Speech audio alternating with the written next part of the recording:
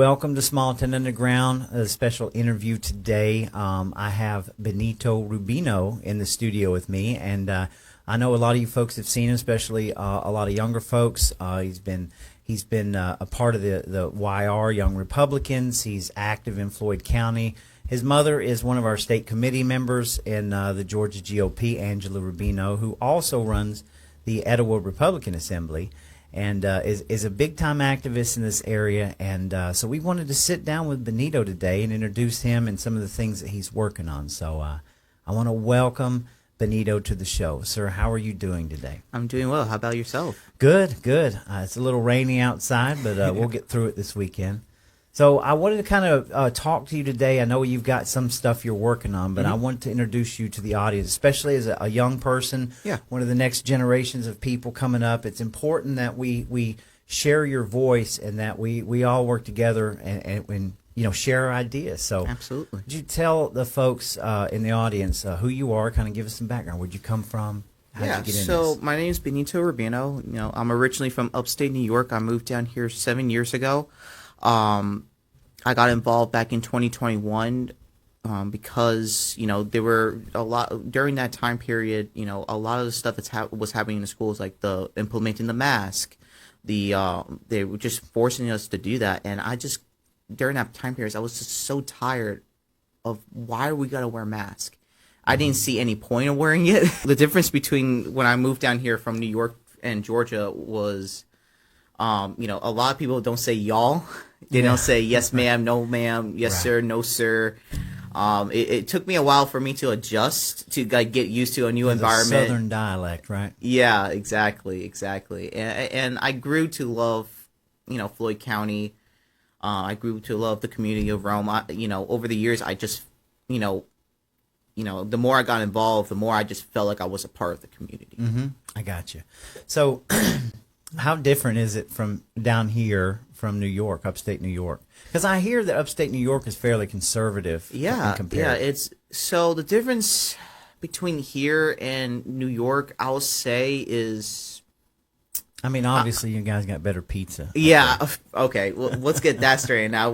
I'm sorry, but Georgia, I'm sorry. I got you. You guys don't. Y'all's pizza doesn't taste good, man. Like it's like I can just. I don't know, man. It just doesn't taste good. But still, though, it's fairly conservative up in upstate New York compared to like the city. And exactly. All. Yeah. Okay. Yeah. So you guys moved down here, and again, COVID kind of hit everywhere. It didn't matter what part of the nation or the world you were in. They were trying to lock every aspect of this down. So that was a wild time. But yeah, you live in Floyd County. And what I consider Floyd County. This is me talking as more of a suburb of the metro, right? It's still not a metro county, but there's a lot of, how would you say, people that maybe retire there and they find cheaper houses, and so they kind of bring the liberal ethos into Floyd County. Would you agree with that? Absolutely. Yeah. So you have a little bit of a harder fight, I guess, in that county. A lot of Democrat-run, positions and stuff. So I know that things run a little differently. It's a little harder to do things conservatively over there. So, so what are you doing now? You're working on some stuff for young folks, right? Yeah. So tell us a little bit about that. So I'm currently working on building up this organization that I created. It's called the Young Conservatives of Rome. It is built on Christian values, Christian ideology and beliefs, and conservative ideology and belief as well. The reason why I built it was because, I don't see a lot of young folks getting involved. Mainly, they don't even know what the heck is going on in Floyd County. Right. Example of this is one of my buddies, they saw a sign at my house that said, "Vote no for data centers." And they asked me, Benny, what's a data center? Right. And I explained to them what it was, and I told them that both the county and city of Rome, they're voting in stuff that's unnecessary for the community. Like, we got that battery plant that's built, and every time I drive by it, I barely see any cars. Like, who's working there, really? Right. Who's really working there? Sure. Nobody. Well, I mean, obviously, I feel like we're kind of barreling towards a technocratic state, right? So we've seen this influx of data centers in our rural communities, and by their words, they're strategically being placed. Right. And I feel like that we have elected positions that we elect these commissioners Right. and these board members, and they're not conversing with the people at all about these kinds of issues and things going on. And we start seeing this influx of data centers everywhere that it's going to be taking resources. That's something that we all should get behind and understand, because the state is not doing their due diligence. They've blocked temporary measures for tax exemptions. They have blocked the studies on environmental impact.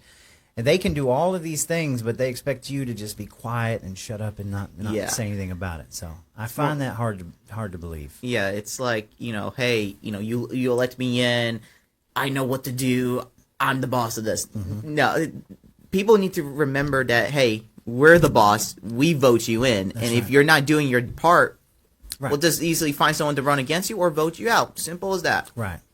So I know there's a lot of groups and good groups. We get the Young Republicans. TPUSA is going to be making a big push into the high schools and garnering more kids. And even to my surprise, a lot of kids in high school level knew who Charlie Kirk was and was actively paying attention. So give us your overall take on the atmosphere of, people at your age group. Are you seeing more and more people that are looking into conservatism? I see that, on social media and all that. However, in Floyd, I don't see a lot as much as I want to. That's why going back to what I was saying, building that organization, the Young Conservatives, that's why I'm doing it, because I want to get more young people involved. I want to get people my age to know what's going on in Floyd County and actually engage in their local and state politics. Right. Because, there are a lot of people who say to me, like, oh, politics divides people. And it does.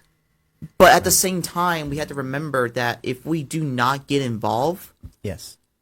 that corruption or that, the problems in our community, it's going to continue on. Right. And never going to stop unless you do something. You step up and be like, all right, listen, if nobody's going to make a change, I got to get involved. Right.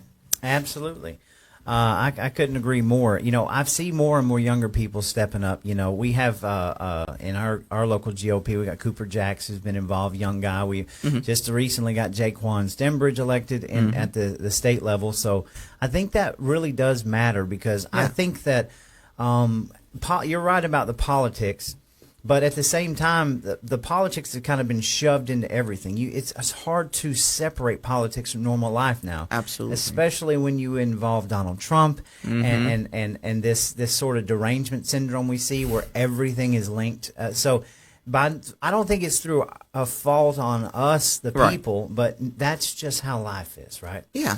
So I think it's important that we talk to young people, we get young people more involved, especially transitioning, get these people in positions where they can take the reins and move forward with it, because you're the next generation, right? Absolutely. And like, if we don't, then nothing's gonna change. Exactly. We can't just leave people out in the cold. It's a different time, and you're right. Social media is now the new media wave. I mean, the lamestream media is dead. All people are getting their information from TikTok and Facebook and what we're doing now. So it just makes sense to empower more young people to get involved, right? Right. So what are your thoughts in your group? What are you going to try to do? Like create a chapter or? So what I plan to do is just basically, just try to like inform them and just basically and just get them involved. That's my goal. The main goal is to get them involved, get them informed, and how we do that is basically have them, participate in their local GOP or like other organizations like the Idaho Republican Assembly, the GRA, and many others. Right. Because if they don't, then nothing's gonna happen. Right. So you're looking at this as more like an organizational group. You're going to try to use it as a sort of a splinter group to organize and get people involved politically, right? Yes, sir. Good, good. I mean, there's a lot of things going on. You know, we should have young people going down to opening day of legislation and getting involved. They need to know who their representatives are, who they're voting for. Absolutely. And know what things are trying to pass through, Yes. the state house, and what laws are trying to Yes. be passed. Like, and another thing is, even if they do go out to vote, there's a lot of the laws. Like, let's say, I want to go vote for, a new legislation that, our county commissioner wants to propose, right? But we have to vote on it. Sometimes they'll word things that we don't understand. Sure. Absolutely. And that kind of is concerning, because you're using language that not a lot of people are used to, or a lot of words that we Yes. don't know what it means.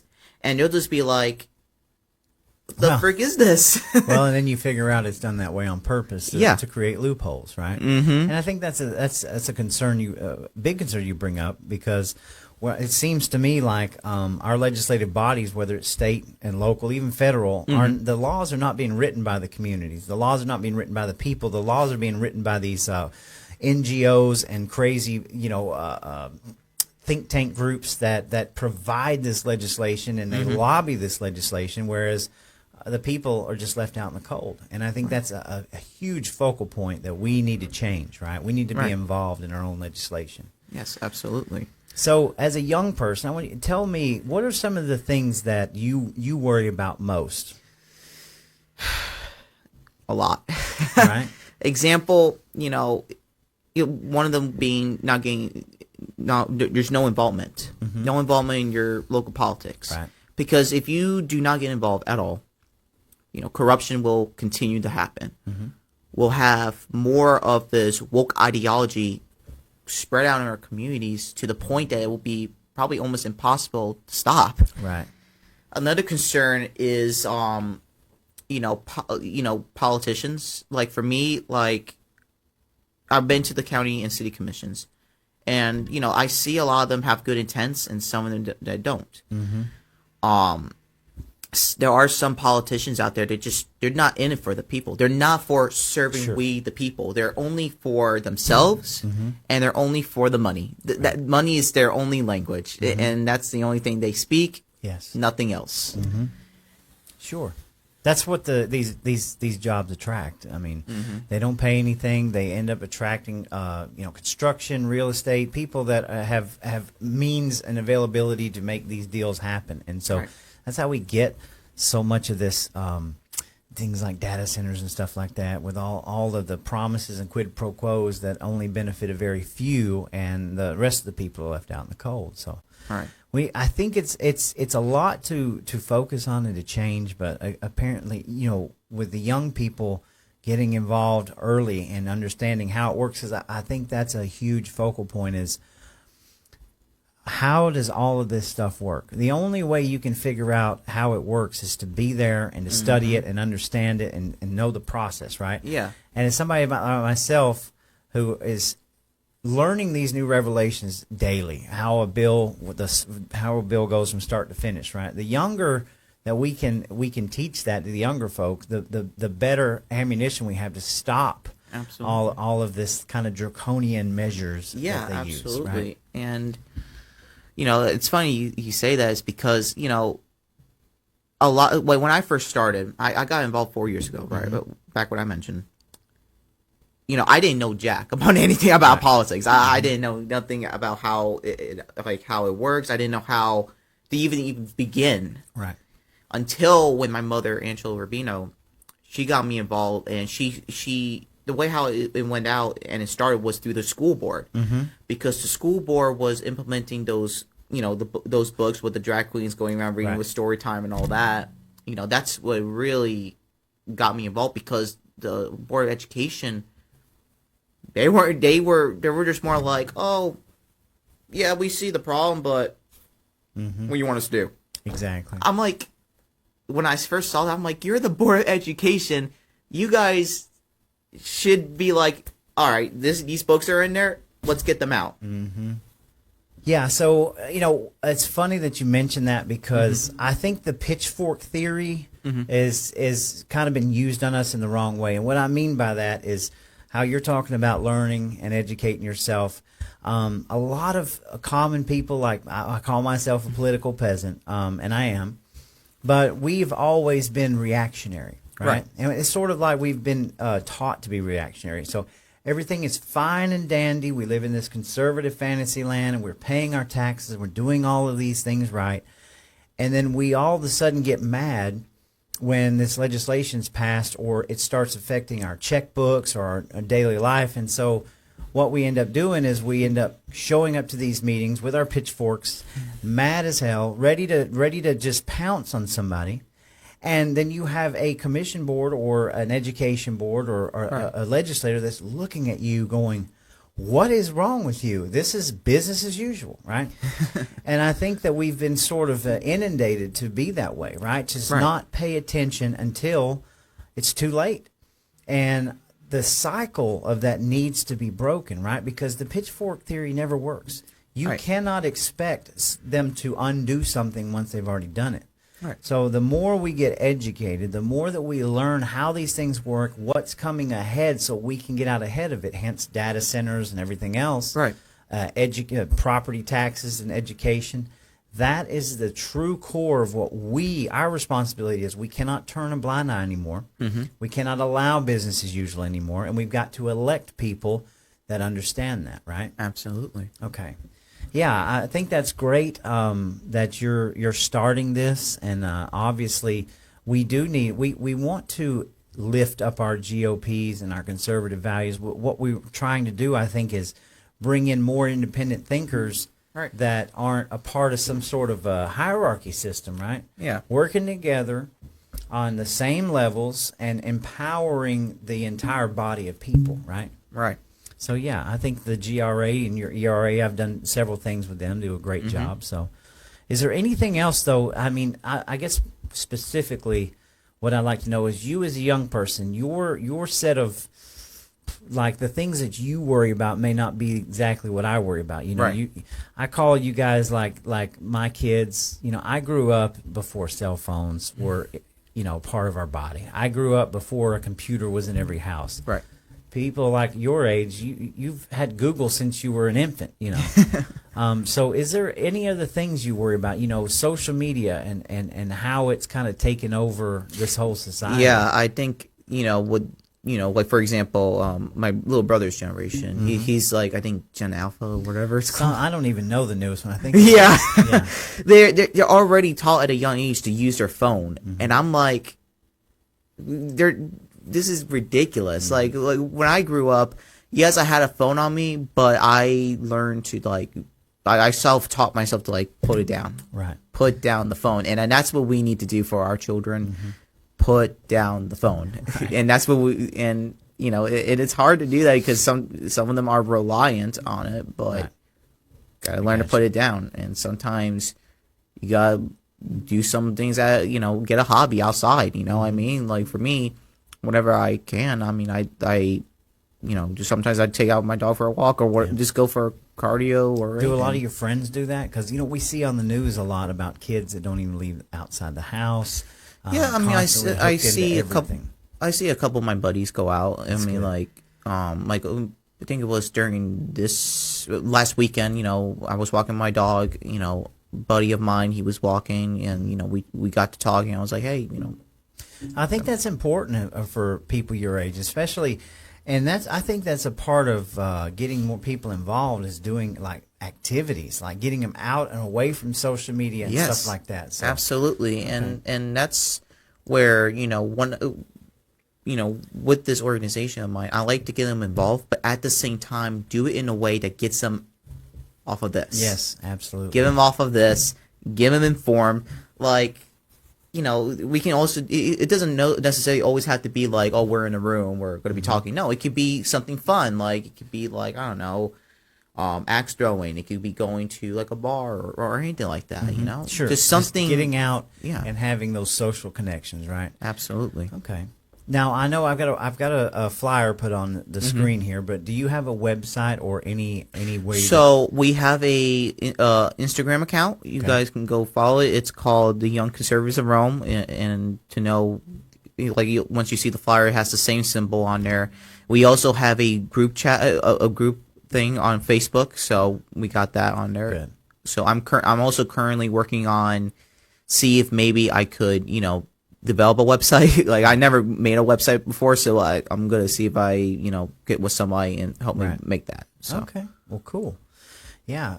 Is there anything else that I mean, like, again, I think we've covered. You pretty much said it. I mean, what is your overall take of, just as a young person? You give me your overall take on where we're at in society now. We've seen Charlie Kirk. The Democrat Party is just God. It's just a wretched place. We see our president attacked over Tylenol, for God's sakes. I mean, what do you think of this situation? So what I take on is, we're a lot of people who on the conservative side are more coming together, while on the Democratic side and liberal side, it's becoming more divided just because they don't want to talk to us. Charlie Kirk, he died, just all because he had an opinion. And I see on, I hear people say like, I can't even express my opinion because I'm afraid I might get freaking shot. Right. And I'm like, I just basically my overall take on this is this: on the conservative side, we're all united. However, on the liberal side, it's not. Well, yeah. But I think what we need to do as a people, as Americans, just talk. Yeah. We can. Yeah. Like, here's the thing: you and I, like, just like we're having a conversation right now, we can disagree. We can agree, but that's okay. We're not going to result into like, taking out our guns and be like, hey. Well, they want us to continue to be divided down here, and I think honestly, the Democrat.